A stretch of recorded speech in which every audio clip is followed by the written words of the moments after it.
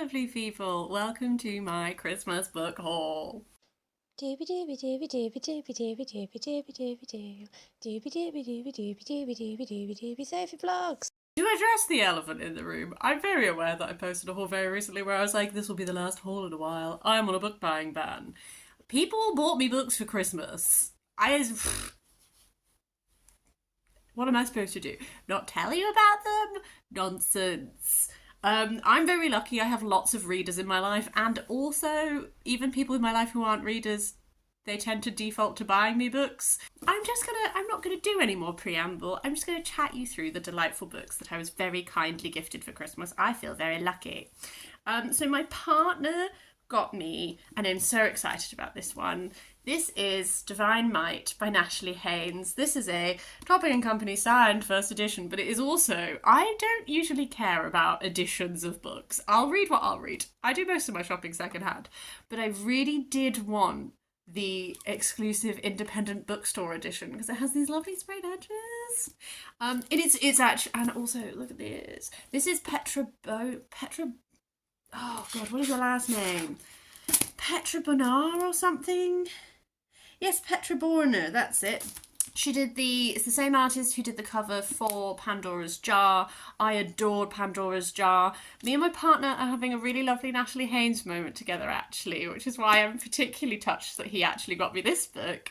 Natalie Haynes has a podcast called Stand Up for the Classics, and every episode is on a different figure, either real or from myth or something like that. And the podcast, they're only about like half an hour, and it's like half a stand-up routine that she's giving on this figure, and then half her talking to experts in the field that they're giving you like factual information and that kind of thing.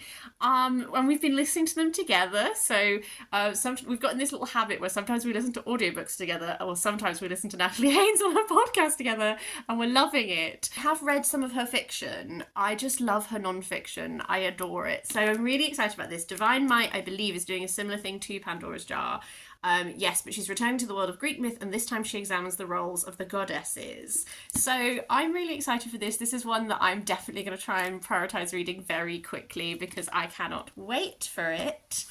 On a classics note, I also have Euripedes, the Bacchae and other plays, because of all the Natalie Haynes things, me and my partner are gonna buddy read Euripedes together because we really enjoyed the Euripedes episode. We've been working our way through like chronologically, so we've still got loads of her episodes to listen to, but he already has a copy of Euripedes. This is the specific edition that I wanted because it has some different plays to the ones in his copy, but at the very least we're going to read, I think it's the Bacchae that we have together. Oh, at the very least I think we both have Orestes and Phoenician Women. Euripides is an ancient Greek playwright. These are all tragedies. I did study him a bit at university, and I always really liked him. But I've not read him for, God, at least like a decade. So I need to get back on that. And then he also got me The Dancing Plague by Gareth Brooks. I'm really excited about this as well. So the Dancing Plague is a real thing that happened in Strasbourg in 1518. To this day, there's different explanations to explain what happened, but essentially this whole town just they couldn't stop dancing. People died. Like it's very serious. And there's all these discussions that's like, is it mass hysteria? There's this one theory that's to do with like this type of, I think it's like a yeast or something that grows on wheat that can make you spasm. Is it that? So it's like one of these things where like dancing plagues historically happened, and I've always found them fascinating for that reason. This is a graphic novel, and it's a combination of like, this is like drawing, but then you get these moments like here where it's like embroidered. And I think that's so cool. I'm really excited to explore like this moment from history, but done in this really interesting like art style. So that's really, really exciting. Continuing to talk about graphic novels, if you are a long-term watcher of the channel, you will know that my dad always gets me a graphic novel for Christmas and birthday. This time he got me Feral and Foe. I have never read Feral and Foe before, but I believe it is another 2000 AD property, and that tends to be what my dad buys me because he was a very long-term 2000 AD reader. The evil side lost in this great big battle. The minions, these guys were minions to the big bad, and now they're like, shit, what do we do? I think it seems like it's going to be quite fun. and I think they might have to like turn against their own kind. I don't know, but I always enjoy what my dad gets me. It's sort of like from a expanding my comics understanding kind of view. He also picked me up The Women Who Built Bristol, 1184 to 2018 by Jane Duffas. I've seen this book around actually, but I've never read it. Contains 250 inspiring women, 3 heroic dogs, and 1 heartbroken barmaid. I don't know why we're not counting the barmaid as a woman, but okay. I live in Bristol, and I grew up in Bristol, so I'm excited to get to know some pioneering women from where I'm from. And then my stepmom got me Seasoned with Empowerment, Storytelling from the Kitchen, book 1 from the She Allowed movement. My stepmom has a small business selling soap. I will put a link to it down below. I'm not in any way, I just feel the need to say it, I'm not sponsored, nothing like that. I just help her out whenever she needs help. But she's been doing this business course and she knows the person who put this collection together. And it's a combination of women telling their stories, but also based around kitchen and cooking and that kind of stuff. Sounds interesting, so I'm intrigued to give it a go. My lovely friend Mark got me such an exciting gift. It's apparently making me sing.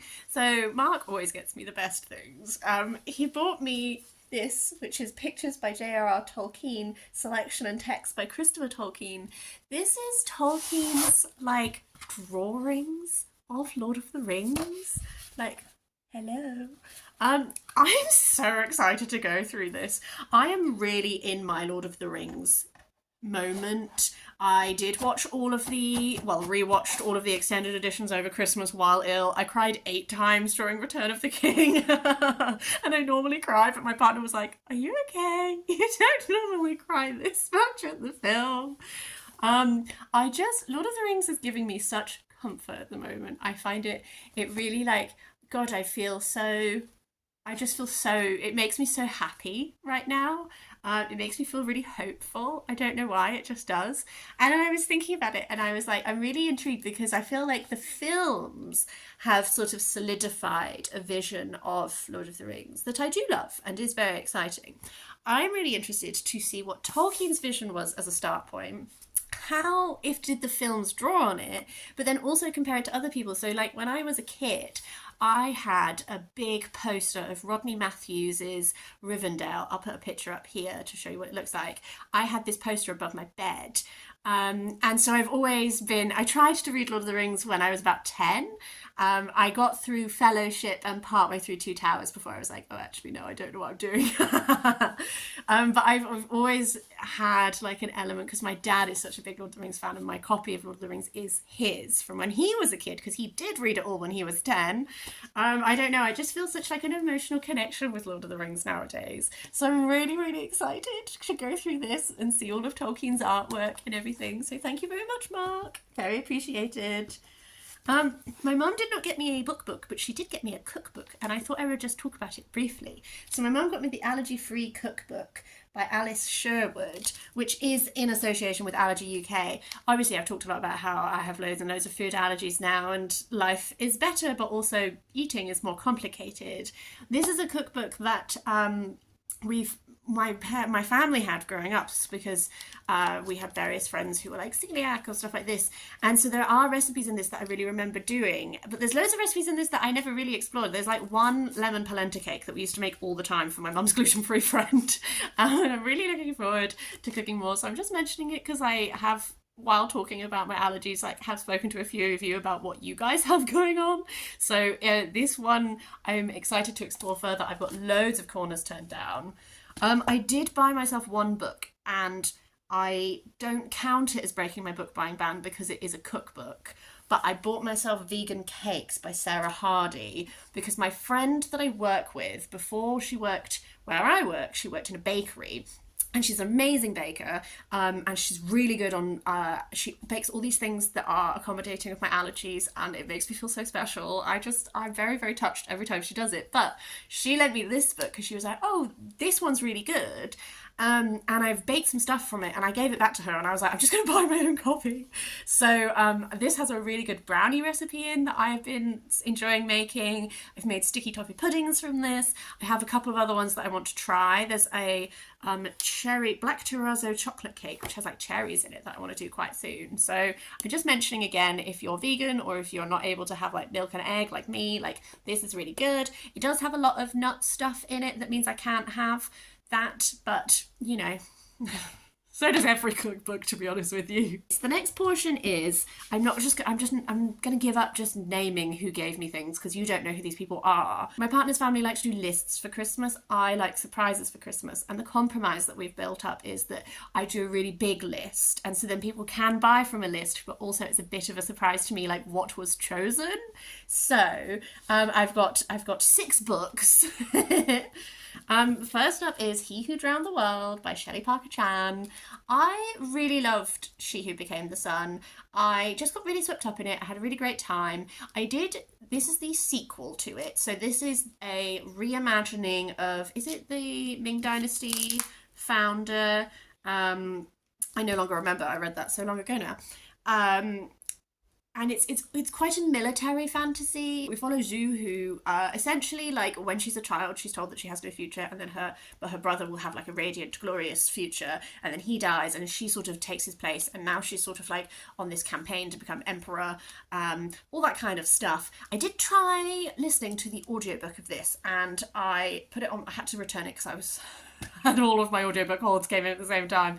And actually I'm really glad to have a physical copy, because I find audiobook works for me a bit better with non-fiction than fiction. So I'm excited to just actually really get my teeth into this soon and finish that off. I also got The Girls, Sappho Goes to Hollywood by Diana McLellan. I don't know why I stumbled over that one, I'm sorry. I'm really excited for this one. This is looking at Greta Garbo, Marlene Dietrich, Tallulah Bankhead, and the women who loved them. So it's very like old Hollywood, looking at these 3 women, the romantic relationships they had with women, and sort of like this era in Hollywood's history.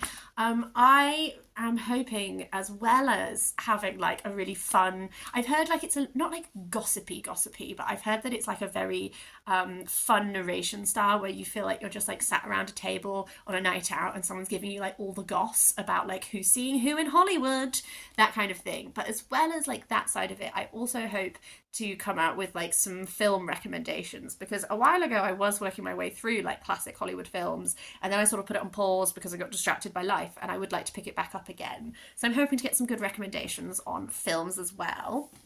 I also received a cook's tour in search of the perfect meal by Anthony Bourdain. I have read Kitchen Confidential by Anthony Bourdain, which is sort of like his behind the scenes look at what working in a kitchen is really like. And I thought it was fine. This one I'm more excited for because it's like his travel writing. And I know that he did all of these travel documentaries, and I have watched some of them, but this is sort of the side that I think maybe I'm more interested in, rather than this like, oh, this is what being a chef is like, because I feel like that's more well known now than it was at the time that it was published. Whereas in this, he is going to Saigon, Cambodia, Russia, Portugal, Basque, lots and lots of places. So I'm really looking forward to this one, to read some of his travel writing. Another foodie book that was on my list is Kitchen by Bourdain and Yoshimoto.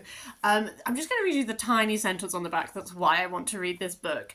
Kitchen is 2 tales about mothers, transsexuality, bereavement, kitchens, love, and tragedy. So it was first published in 1987. It won a bunch of awards. It's really like iconic piece of writing, I know. And I've just always wanted to read it. So it's really, really small. So I'm hoping to prioritise that one like quite soon in the new year.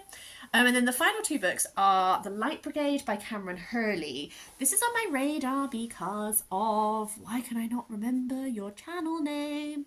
Jesse. I don't remember their channel name. I'm having an absolute brain blank, but I will link down below. And I remember them talking about how great this was. It's science fiction, and soldiers go to fight a war against Mars, but they come back different. They get broken into light, traveling from interplanetary battlefronts, and everyone is changed. And I think it's like this main character, the question is, are they really experiencing the war differently, or is it combat madness? Trying to survive with sanity intact, Dietz is ready to become a hero, or maybe even a villain. In war, it's hard to tell the difference. I think this one's oh god. I don't know when I think in trying to get rid of my pins and needles, I accidentally moved the camera, but suffice to say, I think this one sounds like it might be quite intense, but I've heard such good reviews. The final book is Silent Spring by Rachel Carson. I discovered Rachel Carson from reading Maria Popova's Figuring, which is one of my favourite non-fiction books of the year. I absolutely adored it. Rachel Carson was an environmental scientist. She went on a campaign against these pesticides that she was like, they are both killing the environment and the people who live there. And she sort of became really groundbreaking because she wrote beautifully about the world. And in writing beautifully, like, she got people to really care about something that was very abstract. And I've just really wanted to read her work since I read that essay collection. She's one of the people who it focuses on. So I'm really looking forward to actually reading her work for myself. I'm hoping that she'll be like a new favourite writer. I have real high hopes. The next little batch is just books that have been lent to me, and I just thought I would talk about them as like, because I've got a little bundle stack, so I just thought I would briefly run through them. So my dad has lent me Fake History, From Mozart's Murder to Cleopatra's Asp by Graeme Donald. I, as part of my job, write a magazine that makes history accessible for children. That's how I'll say it. And we do stuff like can you tell which of these is myths, which of these are real, all that kind of stuff. So Dad had read this and he's lent it to me in case any of it is useful for that. And then my partner has lent me 3 books. The Story of China by Michael Wood is a chunky little history of China. My brother bought this for my partner for his birthday, and he enjoyed reading it, so I'm going to give it a go. I have done some reading on China, but I feel like it's real like pockets of history, whereas like Chinese history is just so massive that I'm sure there's loads that I'm clueless about. He also gave me The English Rebel by David Horsfall, 1,000 Years of Troublemaking from the Normans to the 90s. I think that my dad might have got this for my partner, actually, for his birthday as well. So this is another, like, history sort of overview one, which will be fun. And then finally, How We Should Rule Ourselves by Alistair Gray and Adam Tompkins, which is a tiny book that's all about Scottish independence and, like, this vision for how Scotland would rule itself and all this kind of stuff. This is on my... he's lent me this because we were talking about Poor Things by Alistair Gray, which has just come out as a film at the time of I am recording this, which I don't know if I'm going to see or not, because one of the things we've been talking about is how the director recently gave an interview where he talked about how Alistair Gray like took him all around Glasgow and like showed him all the places that he like wrote into the book and all this kind of stuff, and then the director was like, yeah, it's set in London and I've not focused on any of the Scottish politics, and we were like, oh. So this is the only Alistair Gray that my partner already owned, although he does want to read Poor Things itself, so he's just lent it to me to give me a little read of it. That's everything. I would really love to know if you've read any of these. Please do let me know your thoughts, or if anything seems particularly sparkly to you and I can try and prioritise it. Also, I hope you had a lovely little December time, whether you celebrate Christmas or not. I hope you had really lovely cosy times and you kept nice and snug and warm and read some good books. Yes, I hope you're having a really lovely day, and I will see you next time for something different.